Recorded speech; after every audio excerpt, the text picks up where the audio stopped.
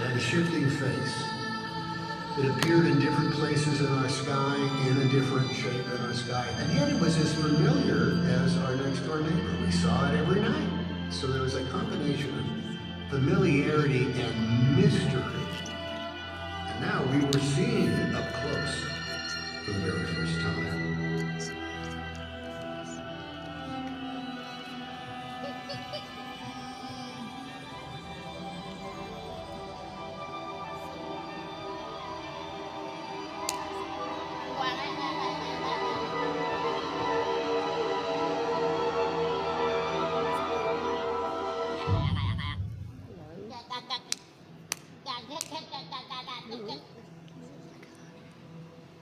You're 8 years old, you're 10 years old, you had that sense of yourself? My personal story is I was inspired by the Apollo generation. I was interested in airplanes, I was looking at Encyclopedia A. There's an image of one astronaut on that page standing on the moon, and it's burned in my brain. After that, I changed my treehouse into a spaceship, and I was going on space missions, and was telling people I wanted to be a space explorer, and then I started watching missions and realizing this is possible.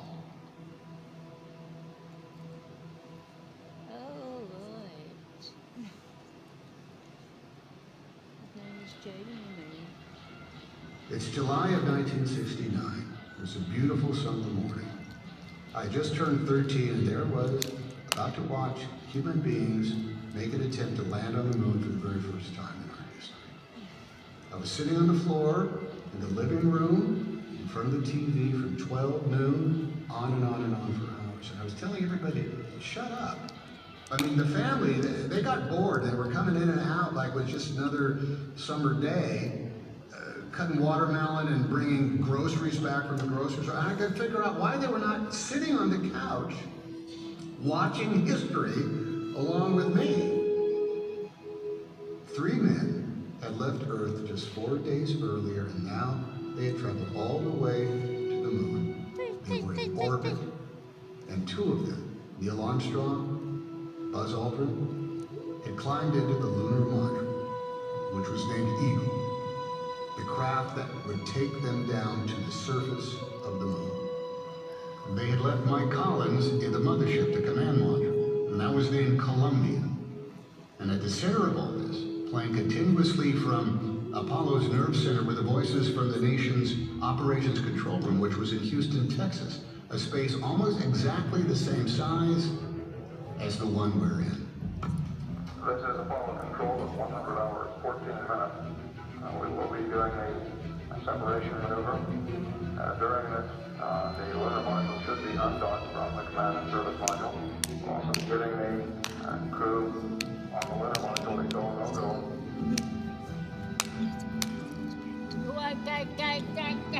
Eagle Houston, we're standing by, over. Roger, Eagle, no dot. Roger, Hasselblad. Eagle, and lead. Every moment the astronauts were orbiting the moon 240,000 miles away had to happen in lockstep here in Mission Control.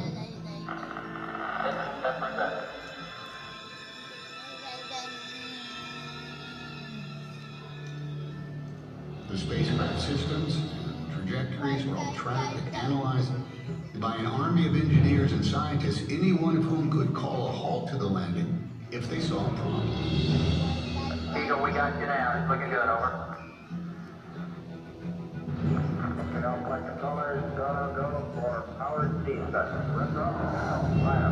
Guidance, control, go. Falcon, go. GNC, go. Econ, go. Surgeon, go. Capcom, we're go for power descent. Landing on the moon for the first time was a one-shot deal with a lot of unknowns. We all knew that. But what we didn't know was how close they would come to failure.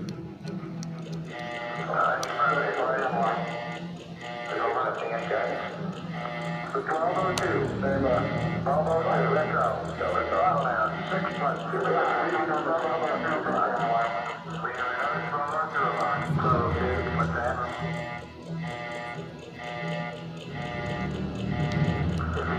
We're close to 2 minutes.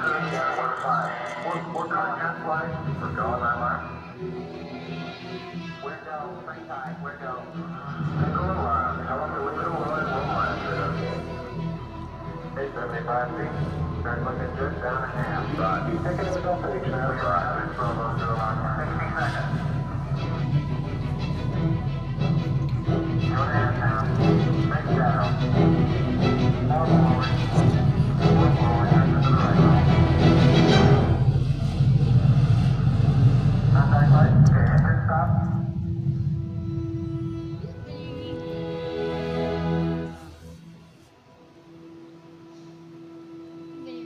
Tranquility Base here. The Eagle has landed.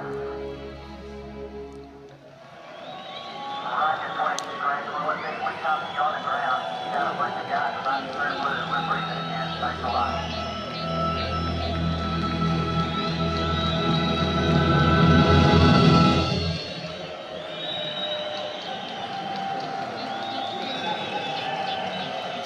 How easy these words are rolling off our lips now. Man on the moon, a walk on the moon.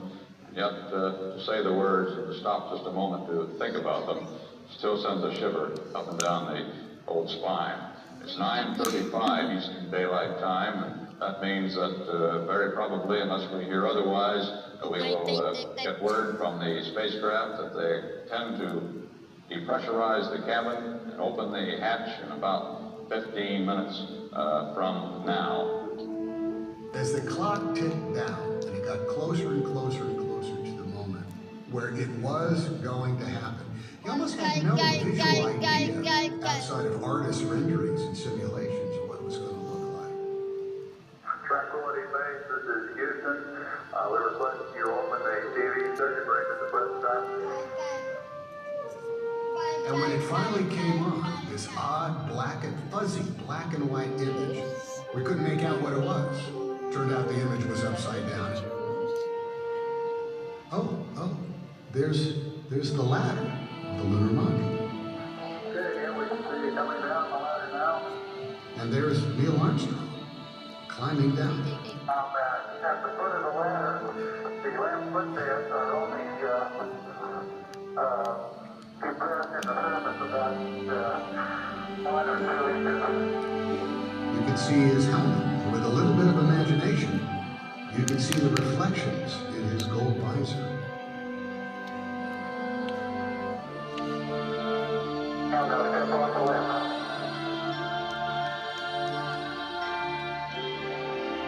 That's 1 small step for man. 1 giant leap for mankind.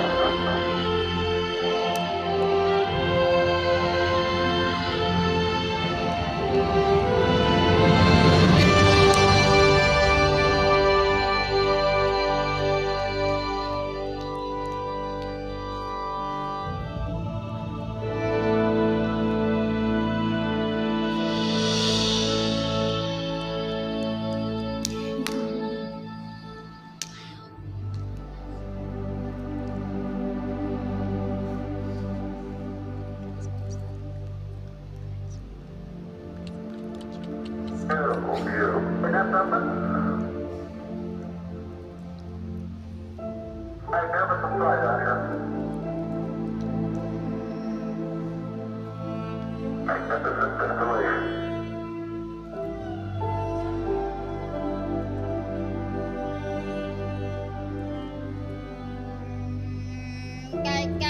Absolutely no trouble to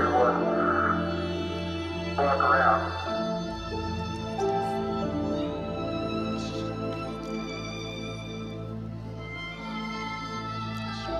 I knew that there was going to be that first footprint on the moon.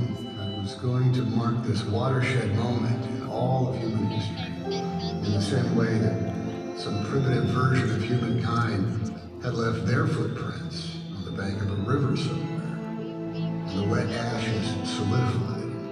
And now it's lasted for millions of years. And we had just left the same kind of mark up on the moon. Bill is now unveiling the facts. The airman from the planet Earth first set foot upon America. July 1969. It came in peace for all mankind.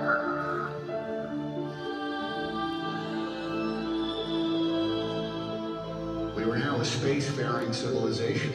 We were like something that you saw in the movies. And knowing that we had accomplished this made me feel lucky to be alive.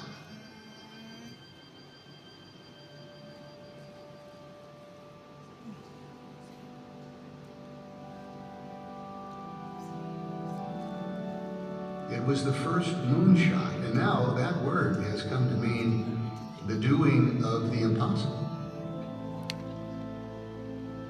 Moonshots are magnificent human undertakings because going to the moon is not just a technological endeavor, it's an artistic one. It's like Michelangelo's painting of the frescoes on the ceiling of the Sistine Chapel. Just as he needed faith in his own abilities to sustain him during those long years, that entire process, so faith is at the heart of what it takes to put humans and their shoes and their socks on the surface of the moon.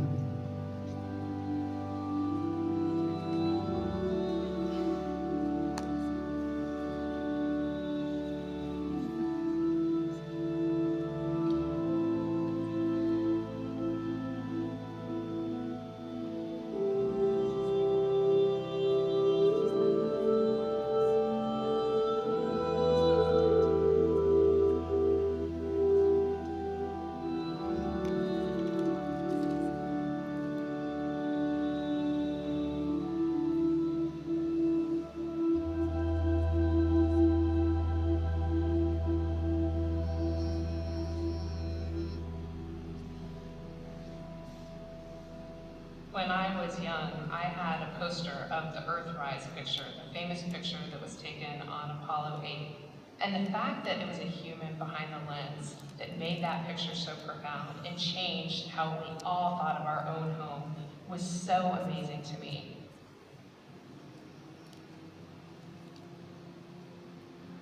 After the first moon landing of Apollo 11, there would be 5 more successful voyages to the lunar surface, and I paid attention to every one of them, aware of the changes that had occurred on my watch. And these were not landings just on the relatively safe sites around the lunar equator, Sea of Tranquility, Ocean of Storms, from our highlands. These were flying complex trajectories that would land at sites named after Hadley and Descartes, and one place called the Taurus Littrow Valley. This was flying right into the moon's mountain ranges and its deepest canyons, landscapes unlike anything that we have here on Earth. Falcon, Houston, you're forward. Roger, go ahead. Back to your landing site here, Germany. Every one of those other missions to the moon was a 50-50 chance of disaster striking, and every one of the other missions to the moon attempted something more difficult than the one just prior. Stand by. Stand by.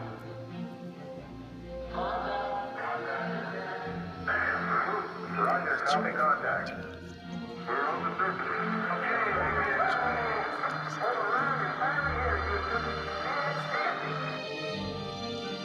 But why put those other 10 human beings out on the surface of the moon for longer and longer, run the risk of some tiny thing going wrong that then snowballs into the difference between life and death? Why do that?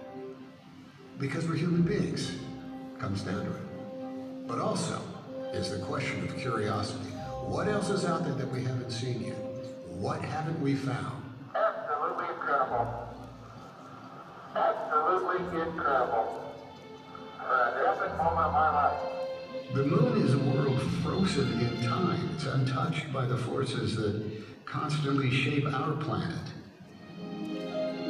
And there are clues there to the origin of the Earth, the moon, and every creature that's ever lived, including you.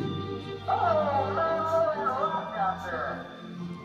Every time another one of those 12 human beings walked on the moon, something new was discovered. We're ready to go to work party experiment. That's Dominic, sit over there. And side monitor, we got the green flag plate. We were carried to the moon on the shoulders of the giants, the pioneers in science, mathematics, physics, those who had come before us, who would imagine what the moon might be like. I mean, their experience and their curiosity, meticulous observations, measurements of nature that showed us the way.